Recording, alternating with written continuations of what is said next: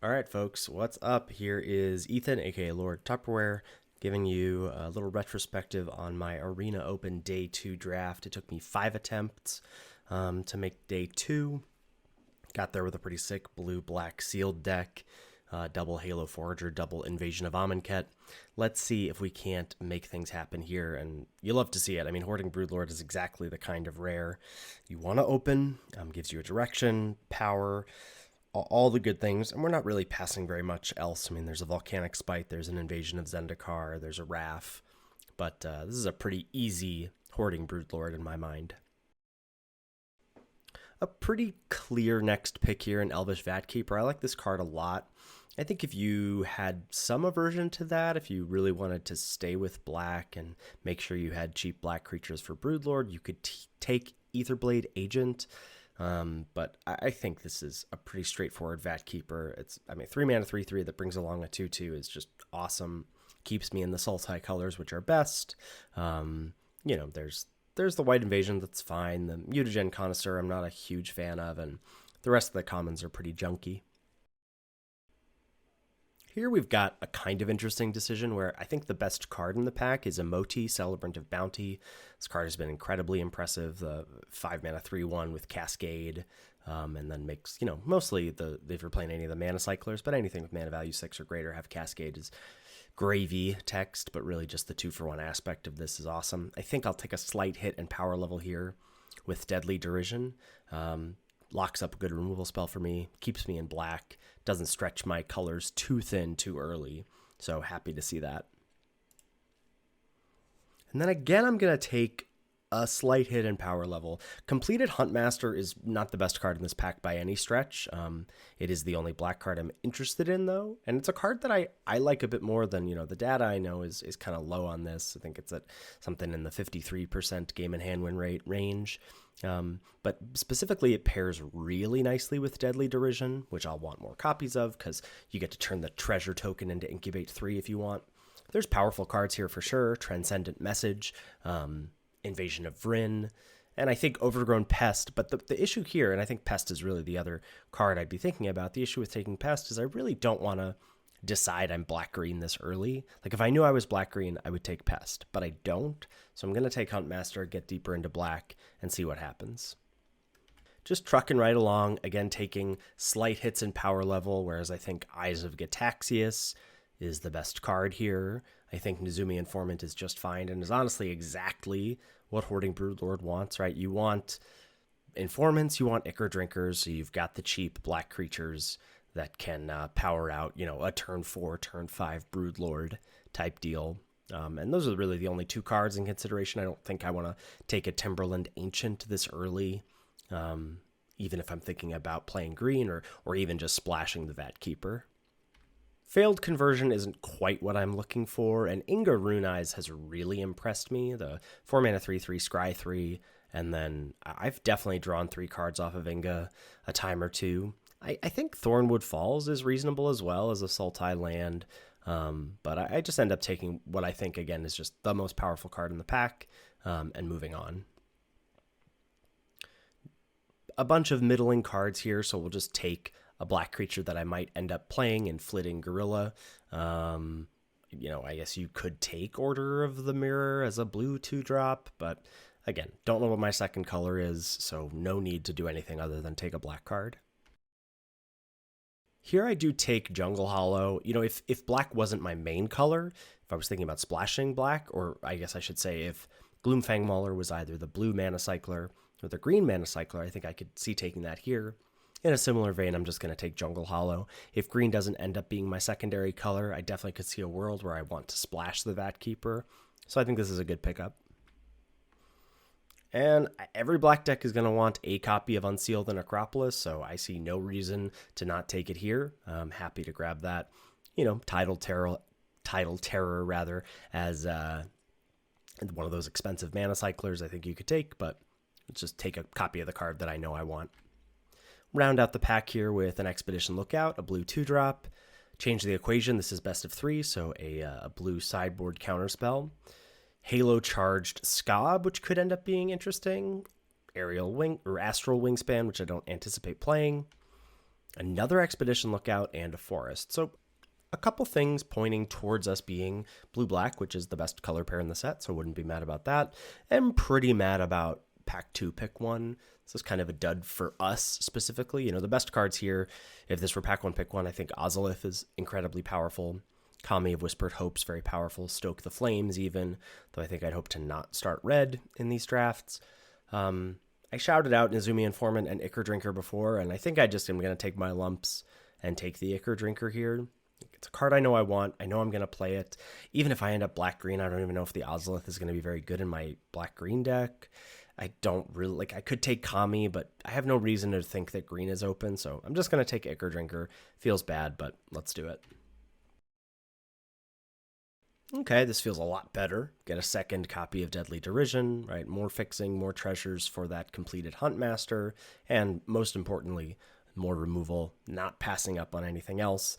Another Ichor Drinker or an Aetherblade agent that could wheel, and Invasion of Lorwyn as well to dip closer into black-green, but we're just going to be taking the removal spell here that's strictly in our color.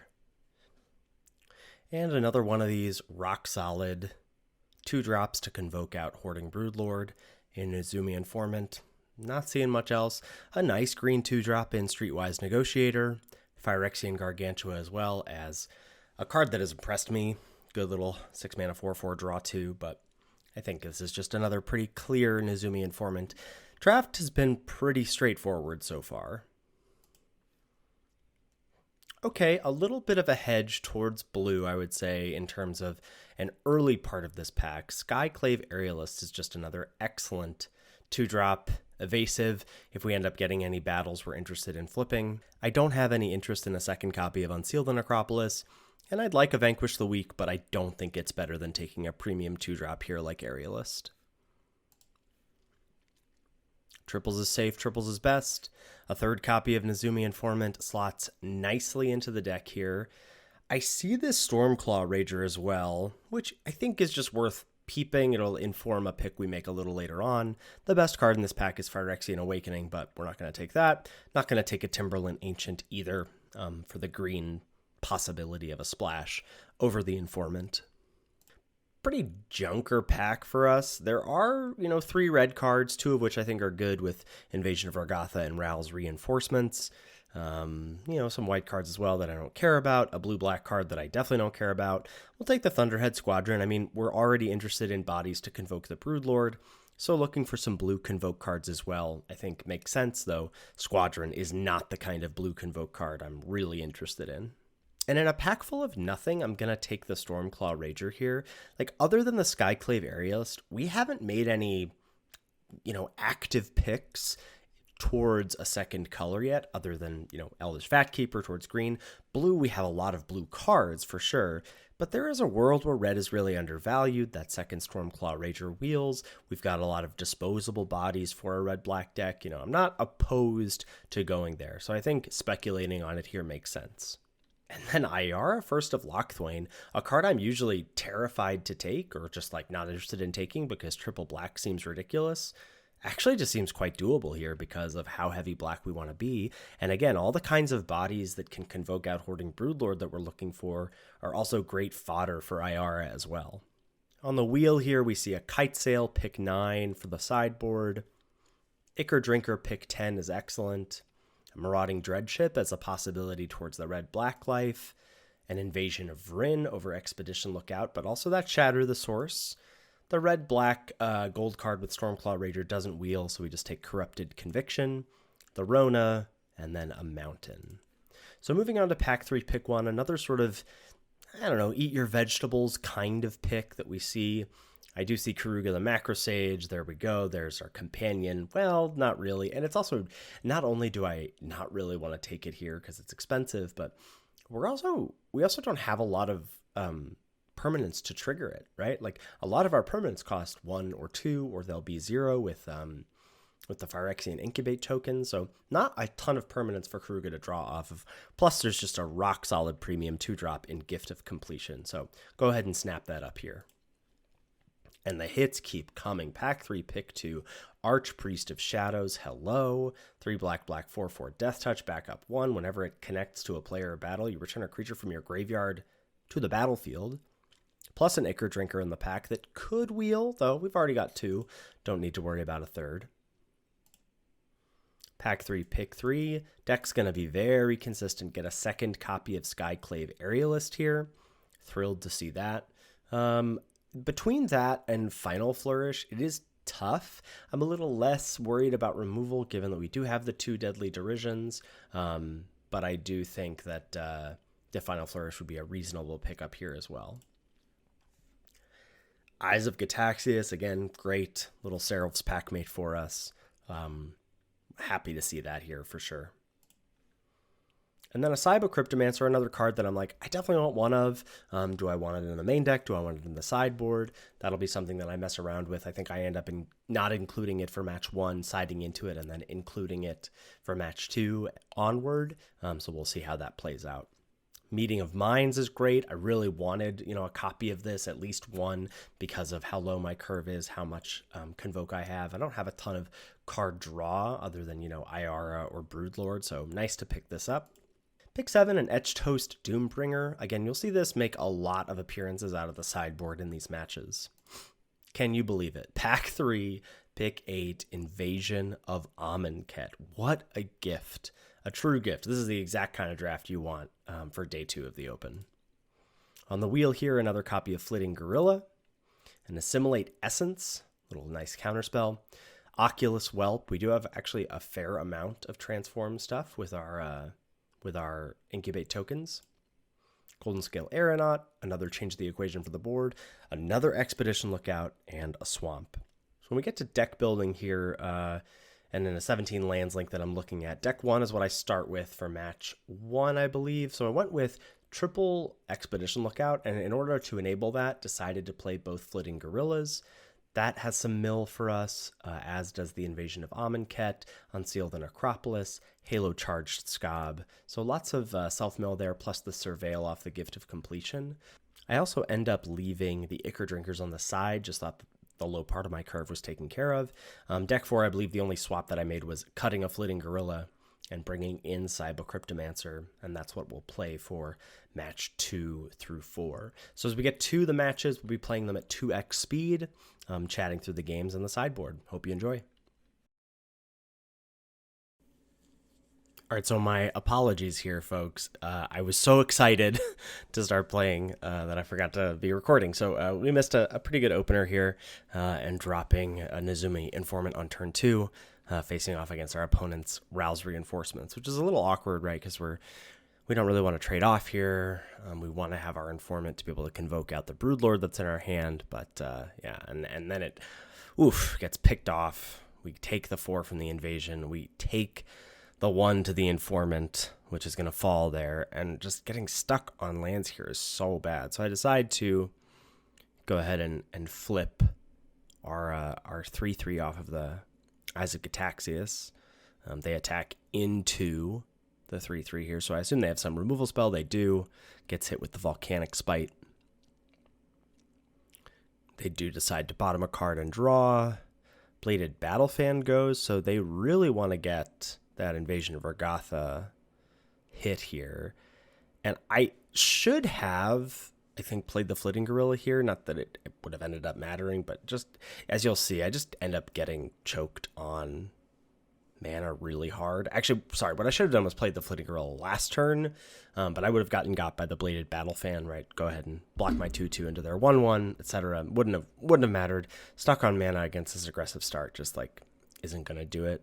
Do get to play the 4/4 in the hopes of trading with their 4/4. I can't imagine that's going to happen.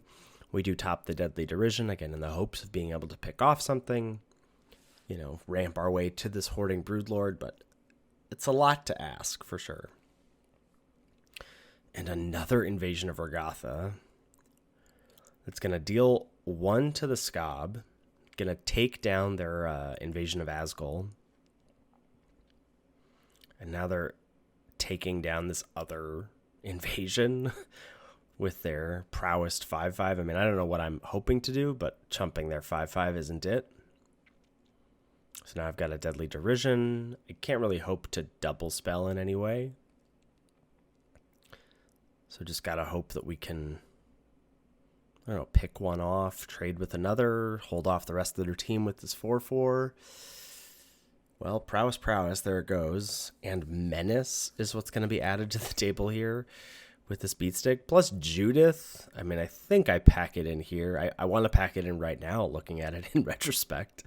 So they move the battle fan, they attack all, and yeah, we pack it in here. So we're going to do quite a bit of sideboarding gymnastics here. So played against a red deck, I'm peeping what they've got there in terms of what cards would I have wanted to counter with Change the Equation. I'm not sure if those end up both staying in or not, but definitely end up bringing in, we want the Ichor Drinkers in. We want our stuff to just like be hyper defensive against them. Iara ends up sitting on the sidelines. I think probably just shouldn't have ended up being main decked, if I'm being honest. I think I took it out in all 4 matches. Just too slow and too tough to cast, given that we are still 9/8, even though we've got the Hoarding Broodlord in the deck. Bring in the Etched Toast Doombringer, partially because I thought the 5 toughness was pretty important. And yeah, bring in those Ichor Drinkers as well. It's not a great hand, but it does, it affects the board early, gives me some stuff to trade off. Ichor Drinker maybe does 2 things, and there's the Doombringer, the top of the curve. Follow up with the Informant, see what they pitch. Marauding Dreadship. Swamp, and then a Jury. I do go ahead and attack both into this Jury. I have nothing else to do with my mana, so yeah, I mean, for them, it's pretty clear, like, pick off those 2 things, and for me, it's pretty clear, like, let me gain the 1, let me keep the board clear. Jury could get out of control in their red-black deck, and there's a Valduk. That's a bit of a yikes, because we've seen 2 pieces of equipment from them, right? Here's an Inga Rune Eyes, got Swamp, Lookout, and Meeting of Minds. Go ahead and attack in for 2. Because I've got the Inga to trade off. Beat stick, equip, and then if I'm not mistaken, yeah, I think they forgot the Menace here because they didn't attack both, or maybe they were worried about us cracking back for 5. I'm not sure. I decide to attack in with both here. Hit for 5, and then I'm going to get to Doombringer and Drain. So I'm at 21, they're at 9, and I've got a 3/5 in play to block the 3/1s that they're making. And I think I do eat the 3/1, yeah. If you've got a trick here. And I think I don't know if at the time I hadn't noticed this because I was just too focused on my life total, but they're missing lands, right?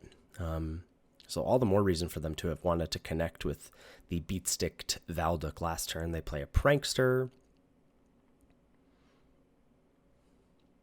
And that's it. And Deadly Derision is just an excellent, excellent draw here.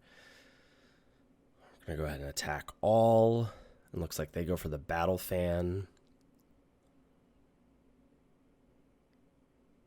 We let that resolve. They go to equip the Prankster. We get the sort of 2-for-1, but then get to play the 2/3 as a follow-up. And even though they can make 2/3/1s, like, it's only an aggressive card, right? These 3/1s won't exist on blocks, so feeling like we're in a really good spot, especially with the Meeting of Minds to give us a little bit more gas if we need it. Tank, tank, tank from the opponent. They attack with the 2/3/1s. No blocks for us. We'll go to 11. 2 lands left. They spite the Inga. Okay.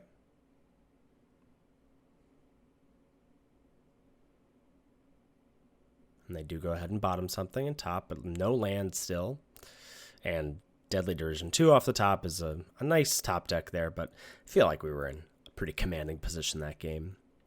Go ahead and peep the sideboard here. So you can sort of see the other kinds of things. I'm thinking about the counter spells on the draw here. We cut the Invasion of Rin, cut the Halo Charge Scob because the 4/4 didn't match up super well, cut the Flitting Gorillas because 3 mana 2/2 no good, cut Unseal the Necropolis because, like, who has time for that? Like, our whole plan, and this is, as for the kinds of derpiness that I do, I feel very confident that I know how to sideboard for these kinds of games where you operate from a state of being behind, but that's what I'm anticipating. I'm just anticipating being behind.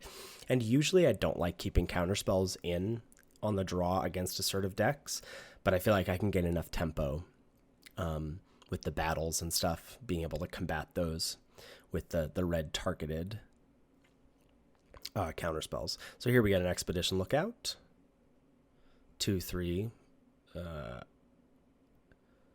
Not blocking is curious. I guess I just didn't want them to have the opportunity to battle fan, because that's like clearly what that is there, yeah. And I can, so Eyes of Gataxia is there, and I think I sign up to take a little bit more damage. Definitely will block here, because if it is the battle fan, they don't get me, right? They get to drop the fan and save their jury, but nothing dies, so jury's not dealing any damage. So kind of a wasted battle fan there for them. And now we've got tons of options, right? I want that jury off the board before I Aerialist, or I at least want to Aerialist on 6 mana so that I can cast and flip it. So it looks like I'm just going to go for Gift, pass, and transform one of these 3/3s. They hit their 3rd land.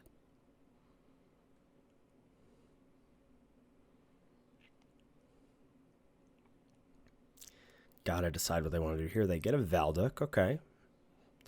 Not shabby at all. We'll transform one of our 3/3s. And again, just doing nothing here.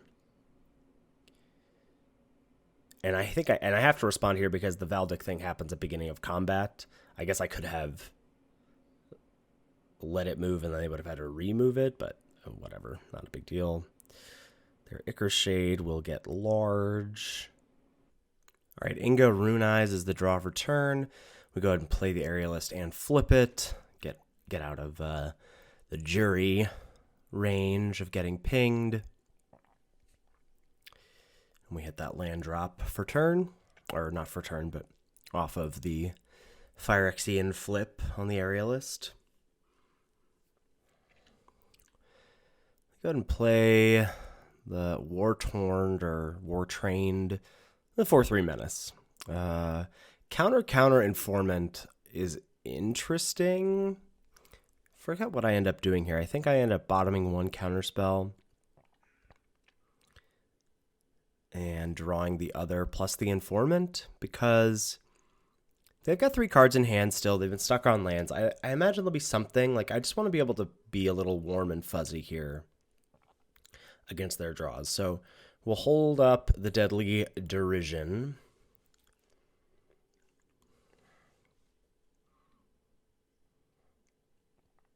They hit a land. They attack in with Jury. We block. They ping Inga. And then try and Mirrored and Avenge. And so then we get to Derision and Response. And then Inga's the 3rd creature to have died that turn. And we get to just go draw. Another 4/3 Menace. But we're just like truly cruising. We get their last 2 cards. There's a Huntmaster and a Vanquish the Weak. Play our own Huntmaster. Keep up. Change the equation for any red spells they might play. This feels like fairly locked up. Go ahead and equip the Battle Fan to the Menace creature.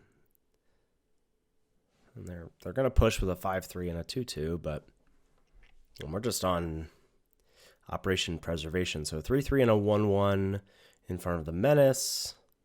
3/3 for them. We get to bin the Ichor Drinker. And then certainly counter this invasion of Ragatha. I definitely don't need to worry about that, in the future. And now we get to play a Lookout. Drain them for 2 off the 3/5. And we are Gucci holding up the Huntmaster activation. And Beat Stick does not matter. This should be game, and it is. And we get 1-0. All right, here's match number 2. Not an exciting keep. Triples is safe here with all 3 Lookouts. Actually get to lead on the Aerialist here. Get a flyer down into an empty board. And Blighted Burgeoning from our opponent. Question is, what do we want? decide to play the Lookout as a 2/3 blocker for their 2/2 incubate token. Double spell next turn. There's a 3/4 first striker. And we draw our Archpriest. I'm going to just go ahead and flip this flyer. And drawing the Broodlord is interesting in terms of we're stuck on mana. We'd like to be able to cast that. So trading off these creatures may not end up happening for us. So I'm going to assume, I guess I shouldn't assume what I do here. We'll attack with the 2/4. And then, yeah, lead on Informant. They discard a mountain, play a second Lookout, and we do have the ability to cast the Broodlord next turn as long as our creatures are alive. Opponent drops Gigantha, but no companion? Attacking with the 3/4 first striker, no blocks for us. 2 cards left in hand. And I could have gone for just Slam Broodlord there, but then I just lose to any kind of removal spell. And they pitched Tandem Takedown, so they've got something better than that in their hand, which is terrifying. So we chump Gigantha, take 3 from the first striker. There's an Invasion of Amonkhet. I think what I go for here is Broodlord going to find the Cryptomancer, which I can keep up here, and then I'm put in such a sticky spot because they stoke the 2/4. And then if they have a removal spell for the 7/6, I'm dead, right? But are they likely to have a removal spell for the 7/6? Like, is it worth doing the hexproof thing here, having an 0/1 to chump, going to 3? As you can see, I tank for a long time. Remember, this is 2x. I think about this for a long time. I don't know what the right play is. I think I end up not doing it. And I think whatever they end up doing wouldn't have mattered. Right, Kogla, Trample. So, like, if I had an 0/1 blocker that had hexproof, it wouldn't have mattered, right? Because can't deal with the 7 points of Trample. So, down a game again in this match, which is a bummer. But we're playing against red-green, which is good. 2 copies of Change the Equation can come in. Honestly, probably making a lot of similar changes. Like, Ayara's coming out. I wonder if Unseal is out. Yeah, bring in the 3/5. We saw Stoke the Flame, so I think the 3/5 will match up well. Huntmaster sort of does a similar Ayara impression, but just a bit easier to cast, but we end up not doing that. Or we do. Okay. So, excited for those counter a red or green spell against them. Yeah, there's Change the Equation. You know, a little awkward of a keep here with the Aerialist, but, you know, Aerialist and then any land lets us cast Meeting of the Minds. Important Tracker. We're stuck here, which is terrifying. They don't do anything either. And we won't be attacking or meeting. So Tandem Takedown here. We just go ahead and decide to draw 2 in response, hit 2 lands. That's nice.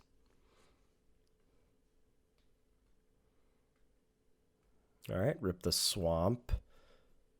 And go ahead and Informant and hold up Change. It's interesting that they didn't have anything better to do, and they drop Kite Sail. Definitely going to counter that. Don't need them being able to, you know, drop a 4/2 and draw cards. They land Borborygmos. Okay. They do draw, pitch the land to kill the Informant. And we're going to go ahead and just Derision Borborygmos before it gets out of control. Another Portent Tracker. Not that big of a deal for us. Get to Inga plus... Whoa. Inga bottom 3 swamps and then Invasion of Amonkhet. And, like, so I Inga'd before I played Invasion because I wanted to scry, except I forgot that the mill happens first and then the draw discard happens. So really I should have played Invasion first, got their last card. That would have been for face, but then we would have had Inga in play, which would have ended up being pretty relevant, right? As we see this play out. Because things are going to get dicey here. Another Stoke the Flames goes face in response to this Nezumi Informant. And so we're facing this 3-3 and a 1-1 to our 2-3 and our 1-1, and we've got a change to the equation. So we get to counter whatever, but we're also such in a precarious spot that we can't really mess with this battle as much as we'd like. So like I could attack with the Lookout, chump, and then attack, but I can't really do that because their important trackers can just add counters back to the battle. So it's a really, really dicey spot here. And then I wonder if I end up attacking now. I think I do end up attacking the battle now. But they're tanking here. No, okay. I'm a little gun shy. There's an invasion of Ragatha. Gotta counter that. Getting deja vu from match 1. Oof, lands keep coming. I feel like I can't attack, especially now that the counterspell is gone. I definitely don't feel like I have the ability to fire off this Deadly Derision offensively, so we save it here defensively. Have to now use it because of the beat stick, and they go ahead and just add a counter to the invasion main, and this rip of the Doombringer is so sick. So we get to, just remove the counters from our invasion, flip it, get Borborygmos, pick off their important tracker, and all of a sudden, I mean, look at us. Now we've got the Archpriest as well. And all they draw is a Pyretic Prankster, put the beat stick on it. And this should be game. I mean, Lookout's now going to, get back whatever we want. And we've got the Death Toucher. So here we go. We were on the ropes. We sideboarded effectively. We got those counter spells, the 2 Stokes, the Borborygmos. I mean, this is this is rough. This is going to be a tough one for sure. Do we want to bring in another counterspell for some of their big stuff? With the 2 important trackers, it's kind of tough. Like, they might have the mana, but I do think that that's one of the scariest things for us is them getting off one of those big creatures quickly. So I like bringing in the 3rd counterspell.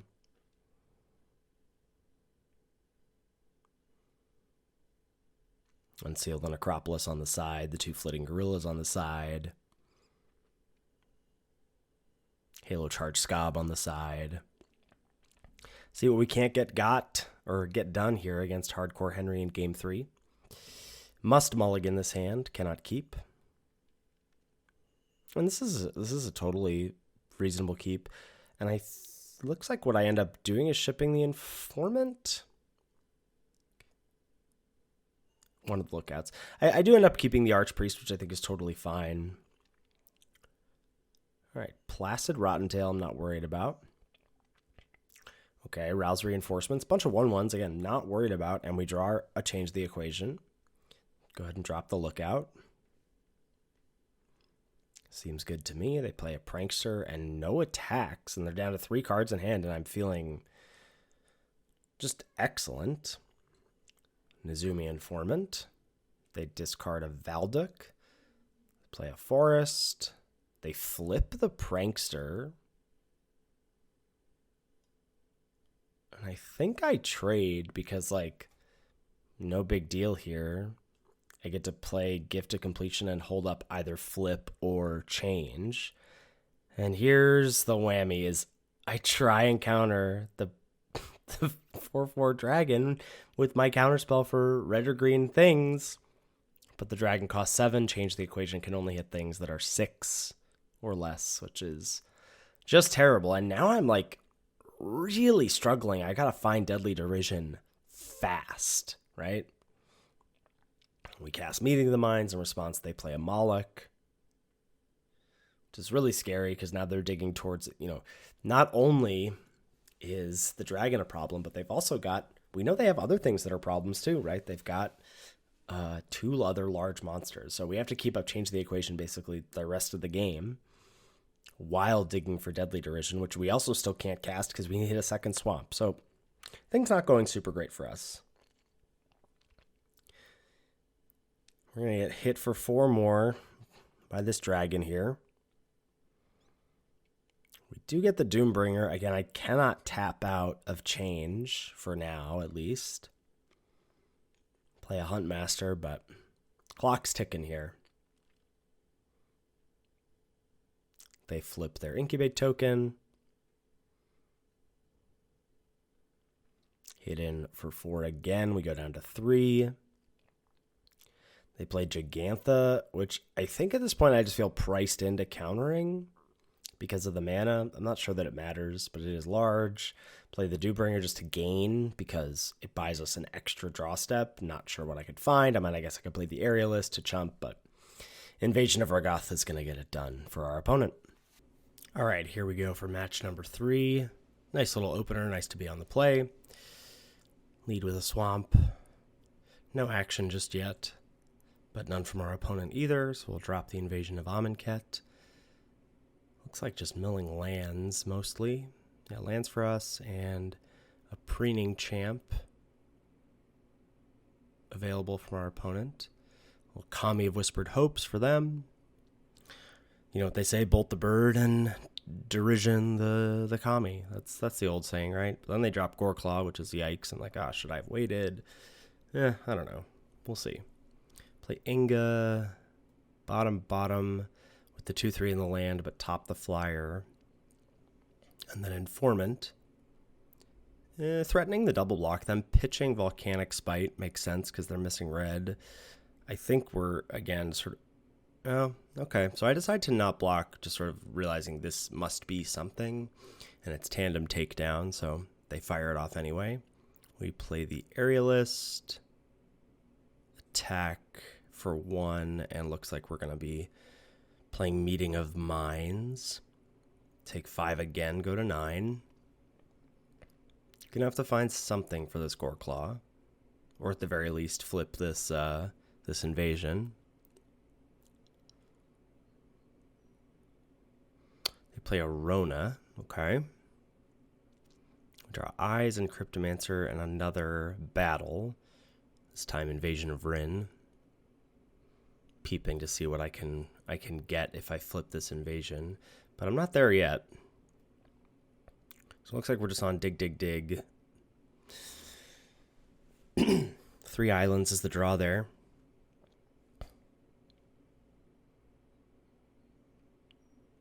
Move to combat. And I have the line to attack the battle and Cryptomancer to pump, which looks like that's what I'm thinking about doing. And I can get a Preening Champ, I think is my best option. Yeah. Okay. I mean, I guess getting Kami's pretty interesting too. Tap for 4 mana. So we'll see if we can trade. If I remember correctly, I line up both Preening Champ and my O1 just to soak up the extra damage, feeling pretty precious about my life total at the moment. Yeah. In retrospect, probably a bad move. It's tough coming back and watching these games sometimes. You're like, why did I do that? But in the moment, it's like, yes, of course, must make this play. All right, Eyes of Gitaxias draws us into an Informant.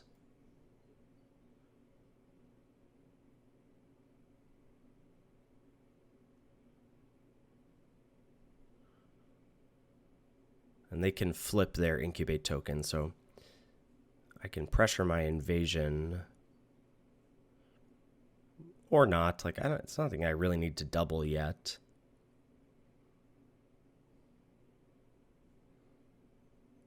So Informant again, they pitch Invasion of Muraganda, which makes sense. They don't have anything that fights super well, though they're about to have a 3/3. So that's a little scary, right?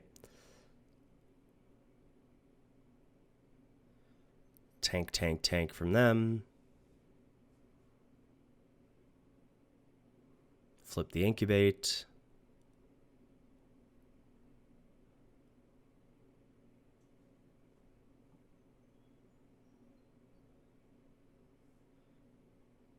Get a little loot with the Rona. They attack in for 3. I think we just flip and trade here. Yep.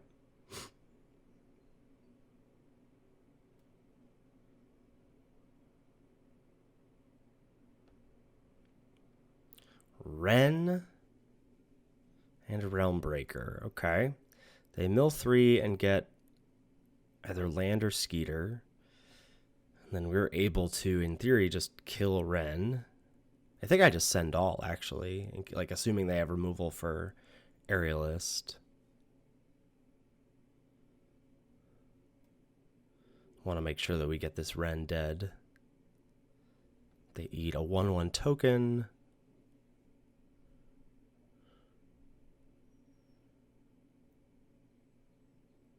Go ahead and unseal main and see if we can't get something a little better. And there's Broodlord. And I like Inga, honestly. Because I can Inga plus Lookout this turn, but looks like I want Cryptomancer to be able to protect the Broodlord. That also makes sense.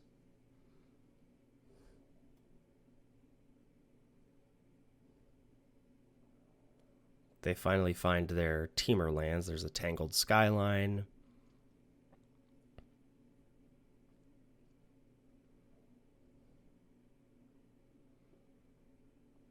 Okay.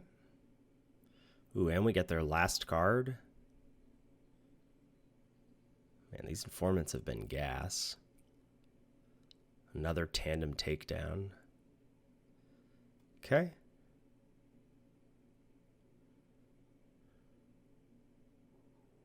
Wonder why they didn't fire that off. Oh, they can't. They're tapped out of 3 mana there. Okay.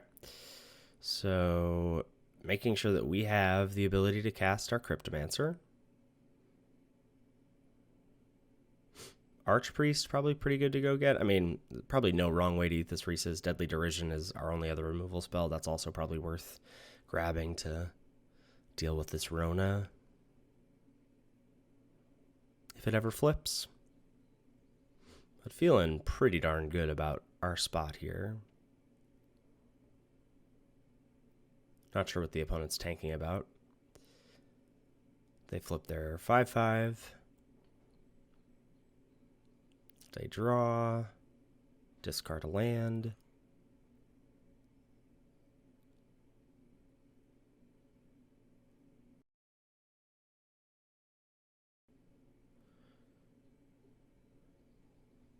Ira is nice to see.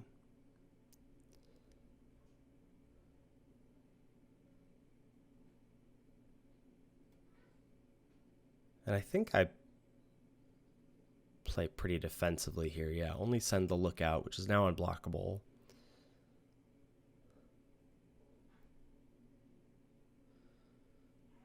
But it's also hard for me to imagine losing in this spot, you know? Just holding up Deadly Derision, holding up Cryptomancer.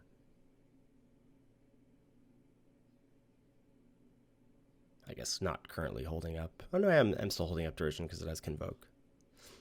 So play the Iara. They go ahead and loot with Rona. Pitch a land again. Play a Timberland Ancient. Okay. So we draw Archpriest of Shadows for turn. Just quick peep in the graveyard. Looks like just Inga. Really worth getting back.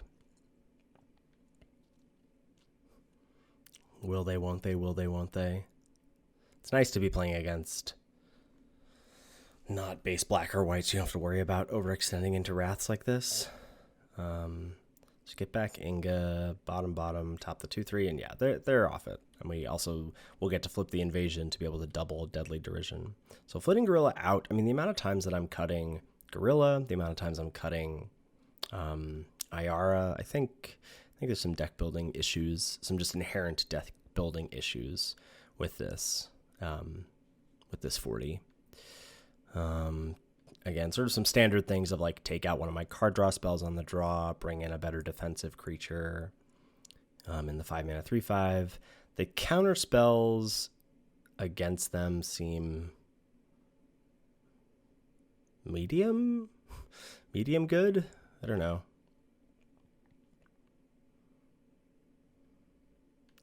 It looks like I'm tanking. I brought the flitting gorillas back in here.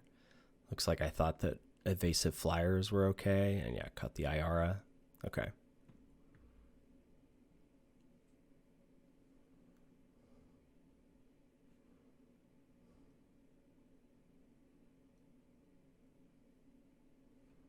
And away we go for game number 2. This is so dicey. I think this is a mulligan. Yeah, we can do better than that. And we do.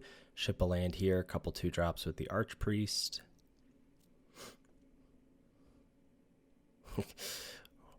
I mean, the dragon not being shy is nice. They go ahead and go Island Mountain, cycle the Timberland Ancient. Okay. There's the forest. Eyes of Gitaxias. Just a flyer for us. Yeah. I don't know what I would be thinking about otherwise.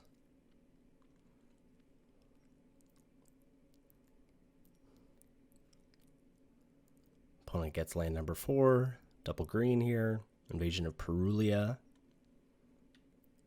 The card's pretty darn good. Reveals another forest for them. They flip a 3/3. I'm going to go ahead and let that happen.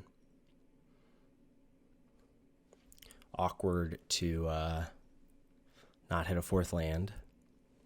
Crack him with the flyer. I assume my plan is to double block. They play Corruption of Tawashi. Okay, we do hit our 4th land. We get to flip the Aerialist. Now we have a 2/4 blocker. Plus a Nezumi Informant. We're getting close to Broodlord territory. Oh, and there's a Wren. Okay, so they go ahead and plus. Wren's up to 5. They flip and attack all at me, I believe, which is kind of crazy. So we're given the opportunity to, I think, trade our Informant for their 3/3.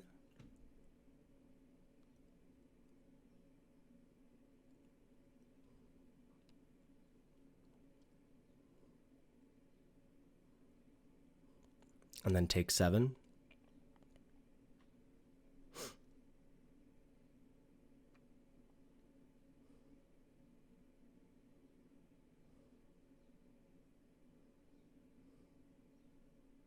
And land number 5 is awesome. And then because I don't get the Informant back if I hit the Planeswalker, I do go ahead and hit them, get Informant back. I have to make sure they can't alt Wren. That's a big no-no, because if they alt Wren, then they can just recast Wren, right? Because it says you get this emblem that lets you cast your permanents. Okay, so they go Borborygmos, pitch a land, shoot the Informant. And then this is a big punt coming up here. On my part, not theirs. I think I definitely throw this game away next turn. So we chump the 4/4, which I think this is totally fine to not let the invasion flip. We draw Deadly Derision, which is huge. Now, what I should do is just fire it off on the Borborygmos, mow down the Planeswalker, attack in with my 4/4, get back a Nezumi Informant or whatever. Like, I decided to give them the option to block, and I don't know why I thought they wouldn't, and I'm not even sure why I gave them the opportunity to do so. It's just so much worse. Like, everything about that is now worse, and this game is going to unravel because of it. And then I don't fire off the Derision because I thought that maybe they would play the Invasion of Muraganda pre-combat, and I could blow them out, but of course they don't because they don't need to. And now we get the Tandem Takedown in response to that, which is okay, not great. It's just all bad. Like, if I had just had the informant to chump block, I wouldn't be in this position. I would have also had the treasure made that turn, so I could have Cyber Cryptomancered to protect something in response to the tandem takedown. It's just all bad. I can't tell you what I was thinking about in the moment, but I do know that that was a huge problem. So Ashton's Doombringer being pretty relevant here, coming in and dropping 3 more counters onto their invasion of Perulia, which is nice. A lot of like peeping their graveyard, my graveyard, etc. Currently no good invasion of Muragonda fights, but I don't know if that's going to stay that way. Snap block here. On the 1/1, that is.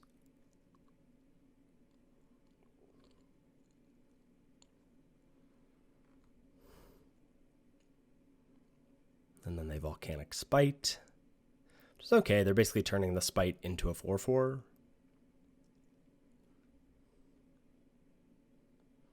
And then they do get to then counter and fight, finish off our Doombringer. Now we're facing a 5/5 and a 2/2.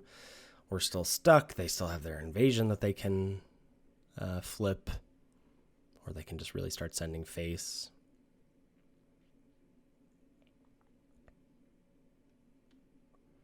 And again, I'm not sure why I don't go Inga first, but like, I also don't think it matters particularly what I do.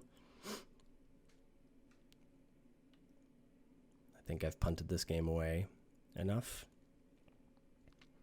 No blocks. I don't feel like chumping to like keep the invasion at whatever 1 defense. And I'm also not sure why I played, like, why play Lookout rather than just flip to get a 3/3.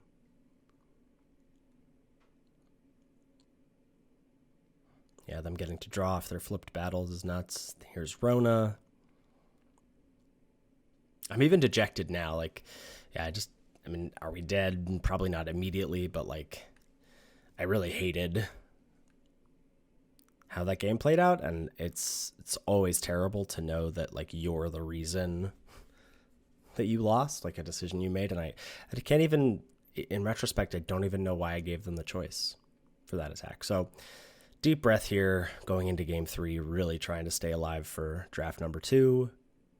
And we get to keep. I mean, this is a pretty good hand. It obviously needs a blue source, but 2/2 drops and no waiting here. We get the Aerialist right away. Now that we get the island right on time, this hand is just phenomenal.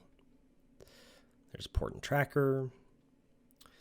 Drop the invasion. Just peeping that Borborygmos.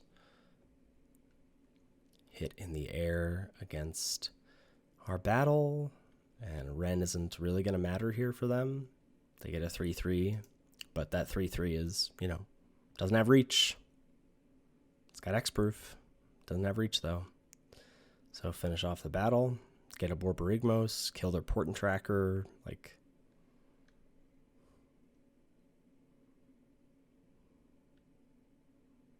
it's a good spot.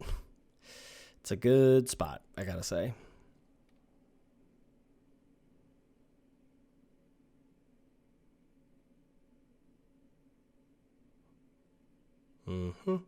Oof, and we get Deadly Derision to kill the Ren. I forgot about that. Good lord. Just completely demolish their whole board. Yeah. Okay. Whew. 2-1. All right. Match number 4.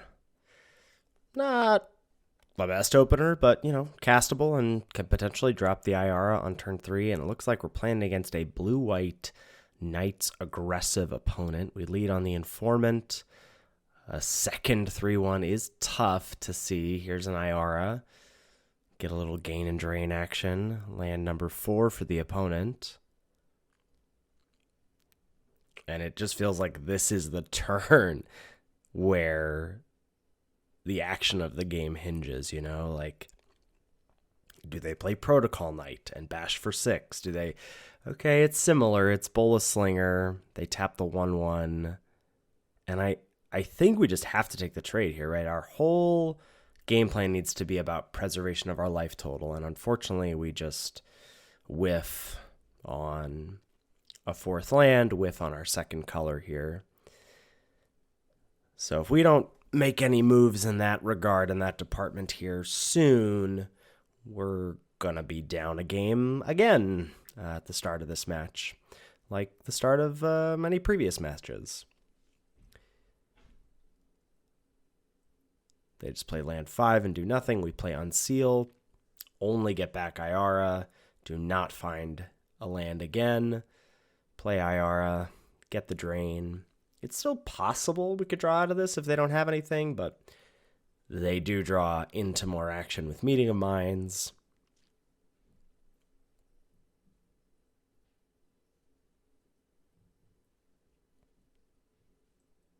Again, we still have blocks, kind of, like if they don't have a knight. So here it's just like, oh, so you have something. So what do I play around? Do I play around +1/+1 or +2/+2 in flying, or I don't know. I mean, I guess my thought was maybe I get to wait. I can block, sack, and draw a 3rd 3/1. We do hit land number 4. We do hit our 2nd color, but I think it's a little too late. So what are we doing here? Are we passing with Deadly Derision? Are we going to Cyber Cryptomancer? Are we going to gift? Like, what do we get to do here? Do we want to Derision main? Like, Derision the Bolas Slinger right now?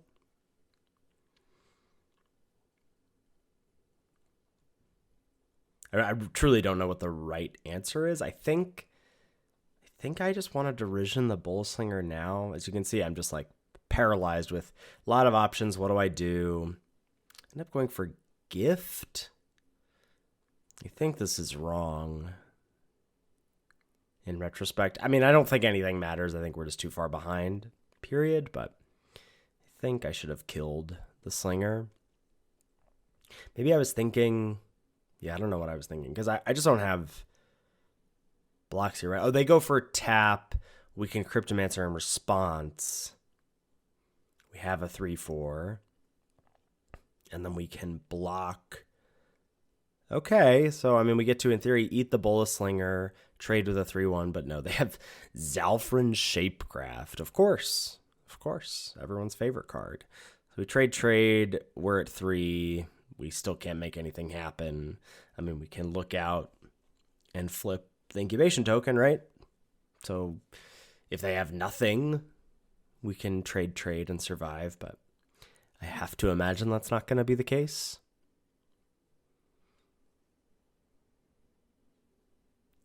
Let's find out.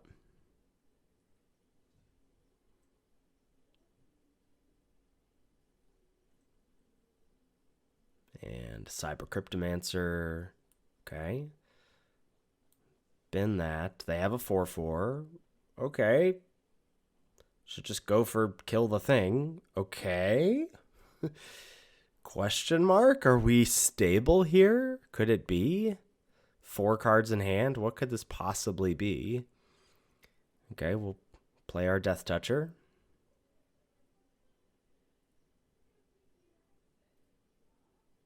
Artistic Refusal, draw 2, discard a land. We have to have the doors closed here, right? Hoarding Broodlord, question mark. Assimilate Essence. 4 cards in hand still for them.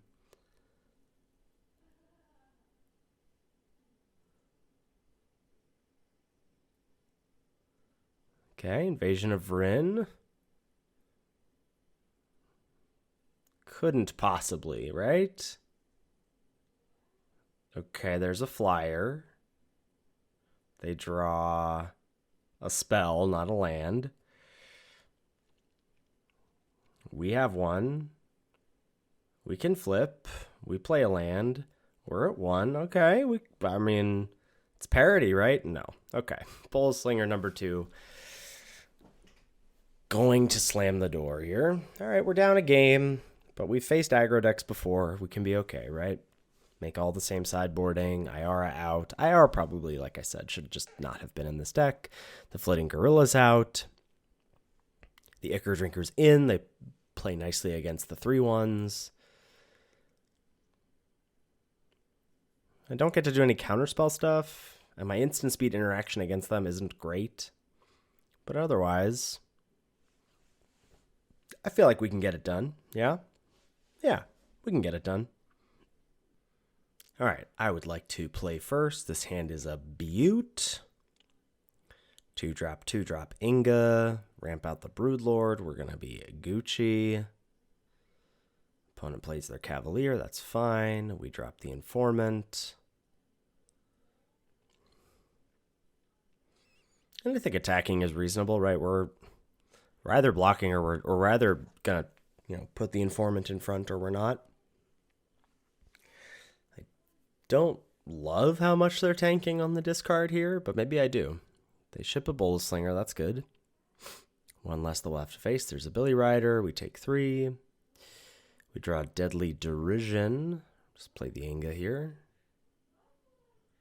I like having Cryptomancer, I think. And this Cryptomancer in my head and previous plays is going to ultimately play a big role in my my downfall. Protocol Knight is such a bad spot here for us. Plus the fact that the Inga's now tapped, we can't Broodlord. So what do we want to do? So we leave him back. I think, I'm trying to think about, like, do I want to Derision, play around, Angelic Intervention, because I'm going to so rely on the treasure to be able to double spell this turn.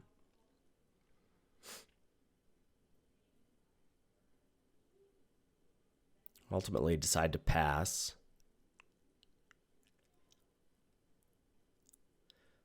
There's the Aerialist for our opponent. They attack with Protocol Knight. They counter the Derision. And again, this is just like another one of the things that I'm not good at is playing around Convoke stuff. I'm not thinking about the bodies as mana producers. Not that this is like that big of a deal. Like, I'd rather them counter that than the Broodlord, right? But all of a sudden, I'm at 9, and I'm sort of choked, right? Because I can't chump. It would have been nice if I had the Cryptomancer to be able to chump, whatever. But I'm choked myself on bodies and mana. So no blocks, we go to 9. Land. And you can see I'm going to do some like weird tapping stuff, and this is ultimately going to be my my downfall here. I'm not sure there was anything I could have done. But I certainly could have tapped differently and gotten an Ichor Drinker, and instead I get Etched Toast Doombringer, I think, just as a, hey, that'll gain me some life and block, and then I can convoke out the Cryptomancer. No, Ethan, you can't convoke out Cryptomancer, you silly goose. That's in your hand. And so I even like go to do it when they dispersal the dragon. But I can't do it. So I like I said, I think I'm just too far behind that game. A couple of mistakes that ultimately left me at 2-2 and not being able to cash. So we'll see you next time for another Arena Open Day 2. I think there's one in a few weeks, and hopefully we'll get some cash then. See ya.